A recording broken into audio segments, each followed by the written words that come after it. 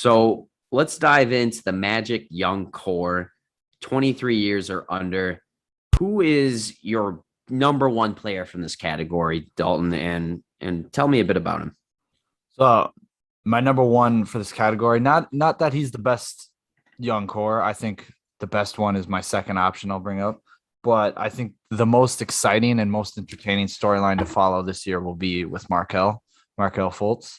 23-year-old, just got that big contract, tore his ACL last year, and of course his thoracic outlet syndrome that he's been dealing with his whole career.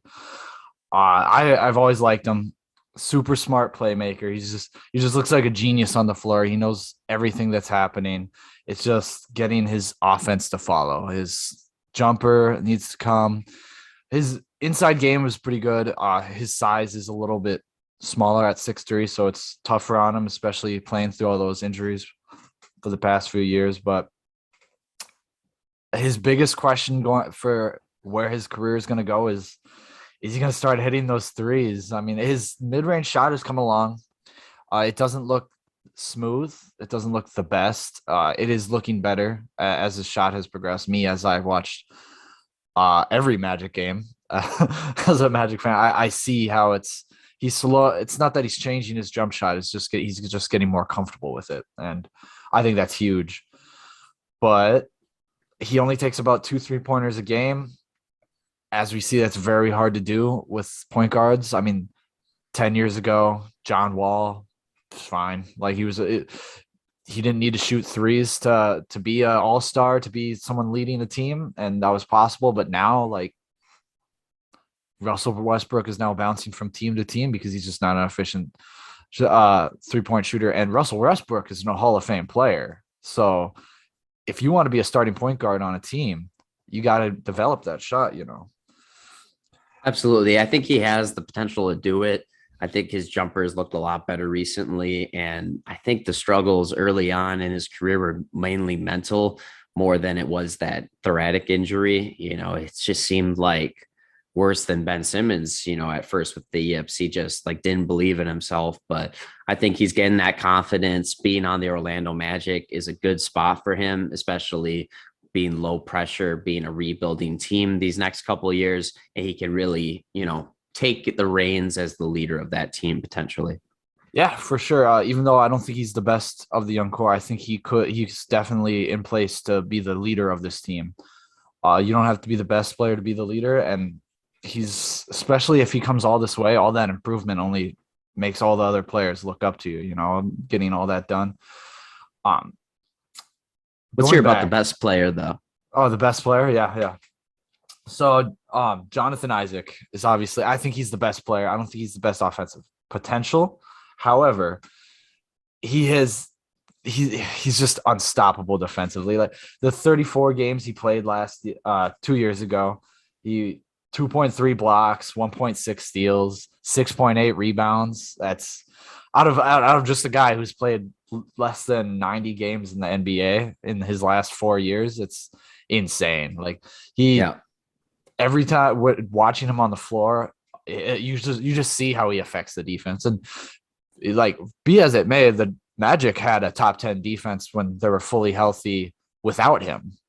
So when he was on the floor, they just looked unbeatable. You couldn't stop them. Great player to have on your team moving forward who already knows defense that well. I mean, in that season, he was top 5 in both steals and blocks at the time. And for a guy his age at his position to be top 5 for both, it's pretty awesome. And he was 3 separate times he was flirting with a 5x5. Those don't know who a 5x5 is: 5 points, 5 rebounds, 5 assists, 5 steals, 5 blocks, which is like unheard of. I mean, the last to do it was Nurkic 2 years ago, right? It's a very impressive stat. I mean, maybe not the rebounds, assists, and points, but still, like, it just means you're affecting the game at every single level. And 3 times he almost did it. He didn't get one, but all 3 times he'd had like 5 blocks and 4 steals, or vice versa. But defense reminds me of Giannis a lot. He does need to put on weight. He's a very tall, lanky guy. I mean, it's in his favor right now, but if he wants to bang down in the post, defend, or even offensively get in the paint a little more. I think he's got to put on a lot more weight. Yeah, absolutely. I think he's got the frame to do it. I mean, he's 6'8", 6'9", and he's already got the good enough movement to figure it out defensively. If he can add that size, he's going to be a real treat and a real combo threat. Yeah. In terms of guys that he could potentially teach better defense to and help this Orlando Magic get better at defense, who do you think has, good opportunity to learn from him, take that next step forward? The biggest piece. So Mo Bamba obviously is the first name you like to think of that you can learn from him. Mo Bamba is a very raw talent. I can get into him a little more. But I think Chuma Okeke is actually going to take a lot of the learning process from him. I mean, Chuma doesn't have the same wingspan. He doesn't have the same build, but Chuma's a very smart player put in. And I mean, they at the end of last season, they're like, hey, everyone's injured. He was the only one thrown in, and he was forced to lead this team of subpar NBA players. I mean, how many? I think they brought up four to six players just from the G League just to fill their roster because they traded away everyone. Everyone was injured last because Cole, Isaac, and Fultz, who are the only ones left on this team, and Wendell Carter was in and out. Like all those guys were injured towards the last 30 games, and Chuma was the main scorer. And I mean, he came out and he did well. He was I don't think he was their primary playmaker. I think with Cole out, Anthony Calpain. Calpain. Well, Anthony was out. I think it was Troy Calpain who was the primary point guard. But Chuma came out and he really surprised me. I saw him. He was putting up a few 20-point games. He was getting as many steals. He came into the NBA. They're like, he's just going to be a solid 3-and-D guy. I think he's already there. Obviously, he can pull up a little more consistent of a three-pointer and work on his inside game a little better. But I think he's already there. I think he's fitting the role they want him to. I don't see him doing better because I don't think he can reach all-star caliber player. I think he can definitely peak at a starter on NBA starter. I think that's where he can go. And that's nothing bad against him. It's just so far that's the only role I've seen. I mean, he can surprise me, but especially in the role he's going to play with this team, he's going to share minutes with Isaac, Ross, Gary Harris. I mean, it's pretty full. And sounds like this team is gung ho on development, so I'm sure he'll get his fair minutes. But Gary Harris and Terrence Ross are also making the majority of the salary this this upcoming year. Yeah, I would think Gary Harris gets bought out at some point. Terrence Ross probably gets traded. He's a valuable piece, but he probably still gives you some good games before the deadline. But I see both those guys as potential moves by the deadline, maybe before. So I still don't think it'll impact the playing time of these young guys too much, but early on it might, which is obviously a bummer still. Yeah, I definitely see Terrence Ross getting traded to a team like the Warriors have been interested, or some other team that just needs a good scorer off the bench. I mean, he's always a 6-man candidate. Not always, but I mean, he's in the conversation, and it's nice. I mean, he does well. He's a good shooter. I don't think Gary Harris is going to get bought out. He's not a good enough player to get bought out. I think they're just going to have to ride out 2 years on his contract. He'll eventually his minutes will dwindle as they move to develop all their players more. I just don't see him part of this team in the future. I mean, I don't see him good enough to be someone to be like, hey, the Magic be like, hey, I'm going to pay off your $20 million just for you to go play for the Nets. Well, he's not old enough to play on the Lakers, but yeah, I mean, I don't think it'll happen right away, but as more money comes off and maybe relationships sour and someone shows interest, I mean, he could potentially get traded, still have some value if he proves himself a little bit. And, he's still a good 3-and-D guy on the wing, potentially if some injuries happen in the league and, some teams got to make a desperate move, like sign Gary Harris, it's a desperate move type of thing. Yeah, at the very least, if he comes out and shows that he can defend like he could with the Nugget when he was the starting shooting guard for the Nuggets and just a lockdown defender, maybe teams like the Mavericks or Bulls would be like, yeah, I'm interested in that guy. Yeah, but I just want to get back. but he's old. So let's get back to the young core. Yeah, I just want to get back to Jonathan Isaac real quick. So Yeah. just I just wanted to touch briefly on his offense. So his 3-point shot. So as the a major part of this team, he's not going to be. What's great about his defense is he's not such a liability like Rudy Gobert, 3-time defensive player of the year. He's actually like he's 34 from three. I mean, with 90 games in the NBA, hard to see that what he's really done. I think that's I would love to build off with average 3-point shooter, you know. If he can only go up from here, that's perfect. But his mid-range is very much like Durant. It's high release. It's super hard to guard. So that was my most impressive part about him is his mid-range. He once he gets bigger, his inside game will come, and I'm not too worried about that. But his defensive rating actually was super crazy last year. It was 101.8. 101.8. In That's really good. perspective, Marcus Smart, one of his better years was 106. So I don't like to get wrapped up in defensive rating all the time because it could be a good defensive player on a bad team and he'll still have a bad defensive rating because it's averages out with the team. But Yeah. still, like he's been on the Magic and they haven't been that great, and he's had a 101. That's insane. That is insane. I mean, imagine, how good he's going to look when they're making playoffs consistently. Yeah. And final thing on Isaac is he was drafted as a 3, small forward. I think now that Aaron Gordon's gone, I think they should just commit him to the 4. I think that's where he should be. Gets to stay in a shot blocking presence and still gets his perimeter out there. I think he's their 4 going forward. I don't think the answer is Chuma. I think Chuma could slide into the 3 just fine. But I think that the 4 is his position going forward. I commit to that. And he could play Makes a small sense. center too. He's like 6'11". He's a tall guy. Yeah, it's good. It's good to have good defense at the 4. I think, he can switch to center and to the 3 at certain points if a better player's at those positions and he needs to guard them. I don't think, it's definitely not a bad thing.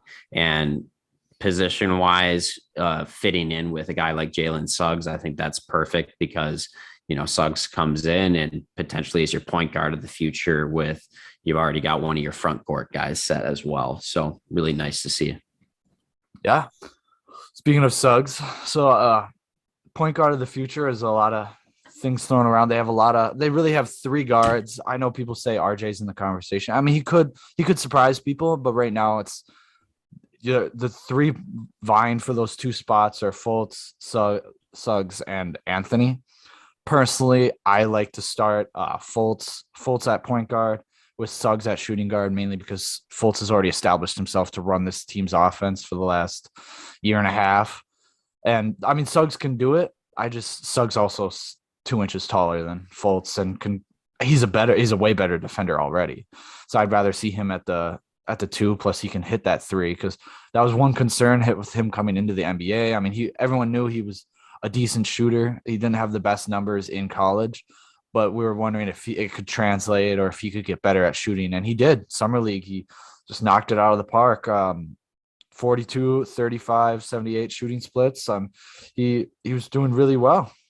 He was just the standout. To me, he was the standout of Summer League. Being the 4th pick, I mean, Jalen Green, Caden Cunningham stood out. That Nets player, Cam Thomas, that they all stood out. But I think at 4, he just was showing the Raptors that they still should have picked him up. But he's a strong. So him and Fultz actually have a very good guard post-up game. I mean, you don't see much of it, but Klay Thompson is a huge. If you want to see some good guard post-ups, Klay Thompson's actually has a really nice game down there, and they both are reminiscent of him in the way that they play turnaround jumpers. They got pretty solid strokes when it comes to that. He is so the thing about Suggs is he is a very ball dominant guard. He likes to have it in his hands. So it's gonna be weird. It's because Fultz, he moves off ball and he has a good find, but he's not a great shooter. So that's the fit. So that's where people lean on Suggs and Cole Anthony. However, I just think there's too much talent with Fultz. I mean, I'm sure they'll all play together at some point. Like there's lineups that get thrown out. But if we're just referring to starting 5, the majority of the time they're going to spend together. I'm unsure of the fit between Suggs and Fultz. I want to see more of Suggs off ball. During summer league, he was running the show, so you didn't get to see that showcased as well. But his three, all their three has to come, and they just need more shooting on this team. And I think he's going to help raise the potential ceiling for this team. And I think he's got the highest potential of all of the players on this team. For sure. I mean, he could potentially be a fantastic shooter himself. So if he can bring that to the team, that's going to add another dimension that you guys don't have. Yeah, I think he's the only superstar on this team. I think maybe Fultz can, if he comes out to be at what I think his potential will be, maybe he'll make one or two all-star games. And unless the NBA starts giving a shit about defense, Jonathan Isaac will never make an all-star team. I think he plays good enough on that end where he could make an all-star team if you're talking comparable. They'd have to be really good. It'd have to be like the Magic are a top 2-3 seed, Yeah, I mean, they let Draymond be an all-star. So and he's on the Warriors. Yeah. I mean, that's why they let him on there. Plus he had like 8 assists and he's a very good defensive player, but Jonathan Isaac can if he can give you 14 points and still play the defense, I think he's worth being an all-star nod, especially if they're winning. Obviously, they have to win to get an all-star. But the fourth guy, so moving to Cole Anthony, I mean, he got a huge thinking of the word opportunity last year with Fultz going out. So he became their starting point guard until he was on and off injury. And then he was out for a month and a half. And then he came back at the very tail end. So he got a huge opportunity to show everyone what he could do. And I thought he was snubbed for a all rookie team. I mean, he only averaged 13 points off poor efficiency, 40, 34, 83 shooting splits, but 4.1 assists, 4.7 rebounds. He had a little under a steal. I think that was good enough. And he did it consistently. I mean, he maybe missed out because of the injuries I mentioned earlier, but he really showed that they got a good pick there. I think he was the perfect pick there. I think he obviously could have gone higher. I think obviously he showed out better than Obi Toppin did his rookie year. So the Knicks should have picked up Cole Anthony as everyone wanted them to. Stephen A ranted about that, but he's really shown that I think what I want his potential to be, and I want him to turn into the role is like a Jordan Clarkson for the Magic. I think he can certainly fit into that role. I think he's very reminiscent of how he plays. Not the best on defense, but certainly an effort player. Not as athletic, but he can still get up there. His shooting. I mean, he hit how many game? He hit two game winners, and both of them were pretty tight. So I think he's got that 6-man mentality on him. I think he can win that award. I think he's the next Lou Will. You heard it here. That'd be great. I mean, he's a fun player to watch, and he drips with swag. After one of those game winners, he was like, "I was born for this." I knew I was going to make it. Obviously, it was going, and he was just confident about it. And that's the type of guys you need. You don't need guys with personalities like Andrew Wiggins, comparable to a cedar doorknob. So, I mean, I like it. I like the guy, and I think he's a good dude to have on your team. It's the only question is like, you guys have so many good young players at guard. One of them might get phased out at some point. But if he's all right with being the 6-man, he can certainly stick around, and he'll be great in that role. Yeah, I think he would fit that perfectly. But so the next two guys, I'm going to talk about them kind of all in one section, speaking more to Mo Bamba and Wendell Carter Jr. But I mean, so they're both vying for that starting center role. I mean, a lot of people think just because they got Wendell Carter doesn't mean that means that he's the starting and they're going to look to move Bamba. I really see this as Mosley's way of being like, all right, whoever plays the best gets the minutes. Because Mo Bamba, when he came in last year, when Wendell was in and out at the end of the year, he came out. I saw like a 19 rebound game. He was doing well, and I think he was showing that the potential that he could have been if we didn't have Vooch that whole time, or even Khem Birch. Because remember, I mean, they've had Mo Bamba for 3 years, and he could have been the backup point guard, backup center for 2 of those years, but he wasn't, because Khem Birch played better. He showed that, and he showed that he could provide for a team that was trying to make the playoffs. And Steve Clifford really doesn't give a shit about player development. So he put Ken Burch first. And at that time, that was fine. I thought that was the right move. I think they could have gotten more for Bamba if they would have traded him. I don't know what package they could have got, but now they have him, and now he's competing with Wendell. What he has over Wendell is obviously his shooting and shot blocking is better than both of Wendell. I mean, his shooting's better now. It could develop into something better. I mean, he's shown that he has a decent stroke. His blocks are, I mean, they're nice. They'll get up there. He certainly has the reach for it. He's just not as smart, like we said earlier, that he can learn a lot from Jonathan Isaac and when to help, when not to help, when to go for the block, when to just get your arms up. And I think that would help out a lot. Wendell isn't a liability off defense. I mean, he's certainly like a good defensive. He's just not a shot blocking presence as Mo Bamba is. Like he can still hold down the middle just fine. He can, in my opinion, he's a better rebounder. I mean, 8.8 rebounds last year. But he is a much better inside. Like he has a big game, Wendell Carter, like for his offense. He can play around the rim just way better because he's more muscular. He has a better stature inside than Mo Bamba because Mo Bamba's smaller and he tends to like to stretch out to the perimeter a lot more. So they don't get that inside presence offensively that they get from Wendell Carter. And Wendell Carter's, I mean, 49% from the field. I think he was like 55% from inside. And I think that's perfect. That's where you want to be. So if I had a preference, if I had to make a choice right now, which center I would pick, I would choose Wendell because Mo Bamba is just such a huge question mark. I think he has the potential to be better, but that doesn't mean Wendell Carter doesn't have potential to get better also. But Mo Bamba adds that shooting that they'll definitely need. So it's a toss up. You can convince me either way, but I would have to pick Wendell if we had to pick centers today. What do you think? Yeah, I mean, I'd probably go with Wendell as well. I think, I didn't realize he was even younger than Mo. So given that I have that information, I mean, I'm willing to give him the hand if he's playing better, which he did the last couple seasons. Though with Mo, I've always been a big believer that, he never got a fair shot with Vucevic being the starter, bringing in Ken Burch, just wanting to play guys that are immediately better. Whereas we knew Mo was going to be a bit of a project. The Magic knew that when they drafted him, but yet, then you don't give the project some opportunities to grow. In my opinion, that's kind of what's led to him not being the choice over Wendell. So I think the Magic don't have anyone else to blame for themselves for that. But they still have him. So maybe he can prove us differently this year. I think with a new head coach in Jamal Mosley, that's going to be a big change for sure. And one that should give them both opportunities and hopefully gives most some opportunities to become who I thought he was when he was drafted. Yeah.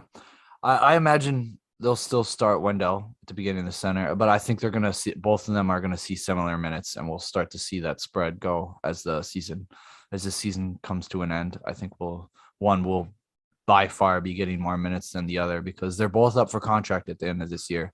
So this is really I think it'll be exciting to see. I think they both know that they're competing for a contract and that starting roster spot. I mean, who knows? The Magic could be bad and get Chet Holmgren and none of this could matter. Yeah, they could get Chet. Yeah, I mean, that would be awesome. You got the mini haha down in Orlando. I'm for it. I'm all right with it. But a few of we mentioned Chuma. Go ahead. Yeah, I was just going to say we haven't talked at all about Franz Wagner. You have anything to say on him? I don't have much to say. I mean, I mostly throw my excitement on the last 6 guys. I mean, there's 9 players on this roster that are underneath 23, and all of them have potential. But RJ Hampton, Chuma, and Wagner, I didn't do as much on. I see all their value. Wagner's coming in as like a Draymond Green prototype type player. He's playmaker. He can do a little bit of everything. Jack of all trades, but master at none right now. I'd like to see him excel in a certain role. I think that's how he's going to get this roster spot. And he looked good in Summer League. We'll see. Sure. He's still a giant question mark, and I want to see more from him before I make that big of a judgment. Sure. It'll be a big season for a lot of these Magic players, but I think we're very excited about their future. You in particular, it's about time that they just rebuild it and got some picks back for the players they had before. And I think it's going to be exciting to see them grow. But let's